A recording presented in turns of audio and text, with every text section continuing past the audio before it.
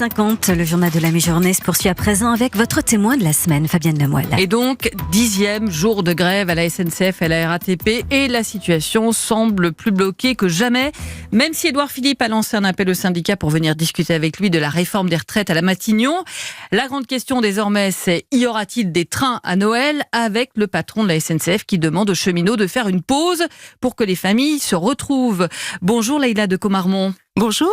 Vous êtes spécialiste des questions sociales au journal Les Échos, auteur d'un livre qui fait référence sur la CGT, les 20 ans qui ont changé la CGT chez De Noël.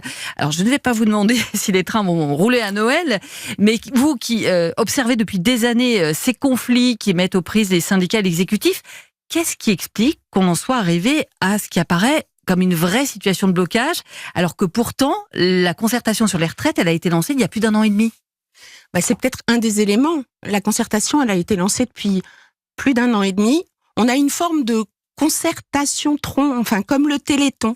C'est-à-dire que le gouvernement, d'ailleurs, vous remarquerez régulièrement, comme sur les ordonnances travail, dit on a concerté tant d'heures, on a fait tant de réunions.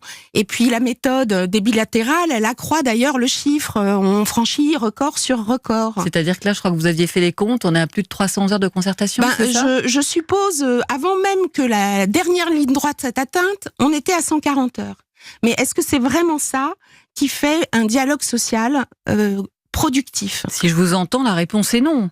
La réponse est non, parce que on est dans une situation en fait où ceux qui ont joué le jeu de la concertation, je pense à la CFDT, ont le sentiment d'avoir été trompés. Alors, il y a un contentieux sur ce sujet-là, il y a un contentieux très fort sur l'assurance chômage. Vous vous souvenez, le gouvernement donne une lettre de cadrage qui est vraiment fermée, et puis les partenaires sociaux échouent à négocier, et le gouvernement reprend la main. Et ce contentieux-là, de cette reprise en main sur l'assurance chômage, pèse énormément sur les retraites, d'autant que après ce concertatron, on peut dire, qui est un drôle d'ovni, on se retrouve avec une CFDT qui a affirmé et réaffirmé qu'il y avait un point sur lequel elle ne transigerait pas. Et au final, dans le discours du Premier ministre, c'est un des éléments forts de cette réforme. Mais pourtant, Édouard Philippe a appelé les principaux leaders syndicaux, justement après son discours au Conseil économique et environnemental. Il les appelle à venir à Matignon discuter avec lui. Oui, est-ce que c'est du chaud ? Est-ce qu'après le froid, le chaud ? Parce qu'en même temps, dans son discours, même s'il explique qu'il refuse d'employer une rhétorique guerrière, n'empêche qu'il sait très bien que ce qu'il annonce ne peut pas être accepté, y compris par la CFDT, bien que cette réforme systémique, elle l'ait rêvée depuis 10 ans. Donc, est-ce que c'est du show ? Est-ce que c'est de la mise en scène ? On a une déclaration dans les jours qui viennent, effectivement. Vous me rappeliez, Leïla de Comarmont, qu'en 2010, Nicolas Sarkozy, lui, était carrément, il l'assume d'ailleurs, passé hors l'accord des syndicats pour allonger le départ à la retraite. Oui, mais c'était, j'allais dire, presque un contrat dès le départ. C'est-à-dire que lorsqu'il y a la décision de relever à 62 ans l'âge de départ en retraite, on ne fait pas une grande discussion autour du sujet. Alors, évidemment, il faut quand même reconnaître que c'est beaucoup plus simple d'allonger à 62 ans. C'est une mesure simple. Que de réformer complètement l'ensemble du système. Donc, comme l'a promis Emmanuel Macron. Voilà, exactement. Donc il y a cet élément-là à prendre en compte. Mais pas seulement. C'est-à-dire, quand vous discutez avec des anciens de cabinets ministériels de l'époque, ils vous disent sciemment, on savait que, et on a pris la décision, très clairement, de se passer d'accords syndicaux. Il y avait une unité syndicale contre cette réforme-là. Il y a eu plusieurs fois 1 million de personnes dans la rue contre H-Police, et ils sont restés. Plus qu'aujourd'hui. Pour l'instant. Comment on sort de cette situation de blocage ? Sachant que les syndicats, de leur côté, jouent gros aussi. Oui, les syndicats jouent gros, mais il y a un élément. On se souvient que la CGT a été très marquée par le conflit de l'an passé, qu'elle a perdu en quelque sorte avec une grève où elle n'avait pas voulu braquer justement les usagers.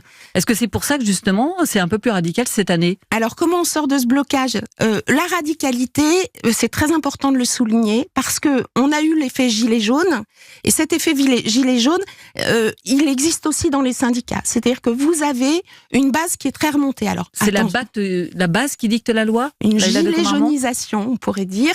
Et donc, les gens, c'est eux qui décident de faire grève. On n'est plus dans des organisations pyramidales, si tant est qu'on l'ait jamais été.